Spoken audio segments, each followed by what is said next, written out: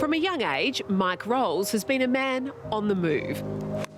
Well, growing up in the southeastern suburbs of Melbourne, how can you not be active? My life revolved around sport, and that was probably largely led by my old man, who was a good cricketer, and then I ended up playing cricket and footy and just about anything I could.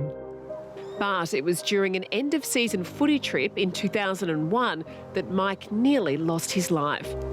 We went across to Hobart in Tasmania, but somewhere along the line on that football trip, I caught the really nasty and sinister meningococcal disease, which basically left me in a coma and then cost me initially my right leg below my knee, most of my left leg, a couple of fingers. It's fair to say, as an 18-year-old kid that's physically active, sports mad, to find yourself in an amputee ward, trying to pick up the pieces and learn how to walk again was pretty tough. Adjusting to life with an artificial right leg took enormous strength. But as time went on, Mike found that his remaining left leg was causing him more troubles than the prosthesis. So I was left with a leg that would never heal. It was cut right way through sort of the arch in the foot, and it would break down all the time. And I would always make excuses and say, oh, it could always be worse. And I think deep down I was just avoiding, facing up to the situation that I was in. I think push came to shove where I ended up getting an infection in the bone, and they said to me, hey, listen, I think one thing you should probably consider is other options, because this isn't going to heal itself. So I made a really tough decision, and I decided to get rid of that leg that was holding me back. It wasn't an easy one. I wanted to bail plenty of times in the lead up to that operation, but eventually I underwent the surgery, had my leg taken away below the knee, and about 5.5 weeks later, after it healed, I was able to stand up for the first time in 8 or 9 years, pain-free, which was a pretty amazing experience. And I think that opened the doors to a lot of great opportunities. Hey, slow down. Now that I didn't have a wound that I was dealing with and a leg that I was limping on all the time, I could then look at, well, what else can I do? And one of the things that I wanted to do for plenty of time was to try and run again. What a great experience to try and run again. So I got fitted with prosthetics that were specifically designed for running. And then it was about accessing water. So I had a prototype made for prosthetics that allowed me to access the water. It sounds crazy when people say, now, Mike, you've got one leg left and now you're going to chop that off. And I'm like, yeah, I am. It's going to be fantastic. And that's kind of how I felt, but they all thought I was crazy. But it was absolutely the best decision I made. And I made it, I've got to be honest with you, I made it based on the amazing prosthetic technology that was available. And I thought about that leg that I was, dragging along with me for so long. And my regret now, I look back and I can honestly say my biggest regret was not doing it sooner. Mike's radical decision allowed him to return to the active lifestyle he's always cherished. But the high-tech legs he gets around on today are a far cry from what was on offer just a couple of decades ago.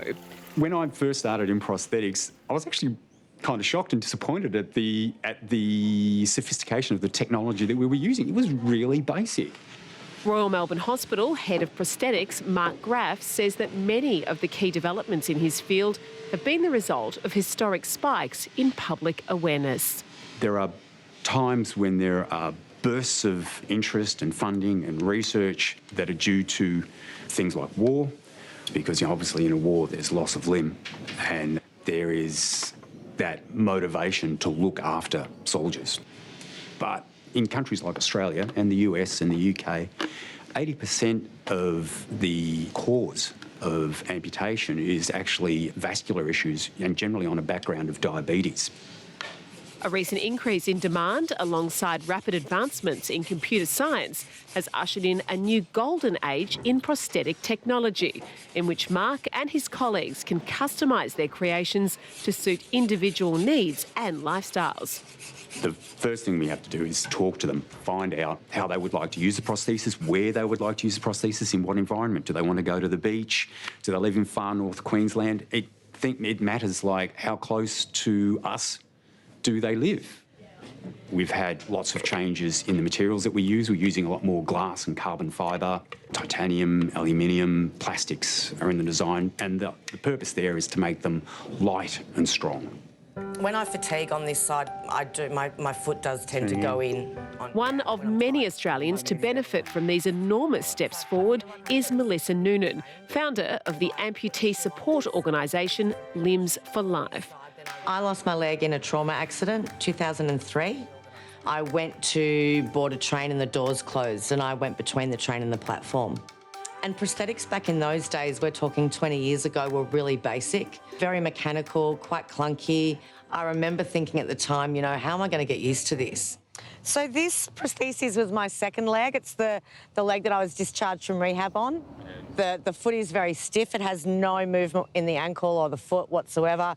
The knee has no stability in it. In fact, it is like a door hinge. It just collapses. So you can imagine that if you're walking and you trip, there's no resistance there. Nothing is going to save you. You're actually going to hit the deck. With the old mechanical devices, I was probably burning 65% more energy just using and driving that leg. And that combined with the lack of feeling stable and the fact that it could collapse under me, you're always sort of a little bit on edge that could happen.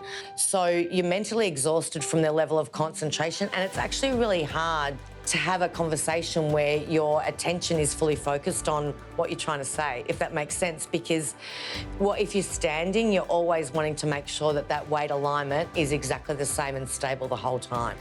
And one more time up and back for me, Mel. When you get down to this end, would you mind taking a seat in the chair for me, please? Yep. After 4 taxing years walking with a basic mechanical knee, in 2008, Melissa participated in a trial for a device that would revolutionise the world of prosthetics, a computerised hydraulic knee. Turn around and take a seat. I remember wearing it for the first full day and just thinking, you know, I'm not exhausted anymore. Like, I'm not mentally. I can have a conversation with someone after 8 o'clock at night and actually be engaged in that discussion. And stand back up for me again, please. I have what's called an X3 Genium now, and this prosthesis it's even more advanced than the last one. So my last one, I used to have to charge it every night. This one, I probably get about 6 days without charging it. I can actually, on my mobile phone, program the resistance. I can change walking speed, so I can go fast and go slow. This has actually got a sensor built into the ankle, so it knows if I'm going to fall, and their leg locks, so it basically prevents falls. Ever since I've had this, I've never had a fall. Today, amputees across Australia are living more independent and active lives than ever before. But for those who lose a limb later in life, these game-changing devices often remain out of reach. Funding for people under 65 is covered by the National Disability Insurance Scheme, but a lot of the most vulnerable people in our country have difficulty accessing funding. You know, it can lead to long-term social isolation. They don't feel confident going out, and the older we get, the more fragile and frail we become. So, you know, I struggle to imagine what someone who was maybe, 70 or 75 walking on my very first prostheses and try and feel confident out in the community would be really, really difficult. I think that anyone that acquires a disability or is even born with a disability faces a whole host of barriers that they can't change, and they've just got to deal with them. But there's certainly barriers, I believe, that are movable. And I think that technology and access to technology is absolutely something that is a removable barrier. It's hard enough living life with a disability.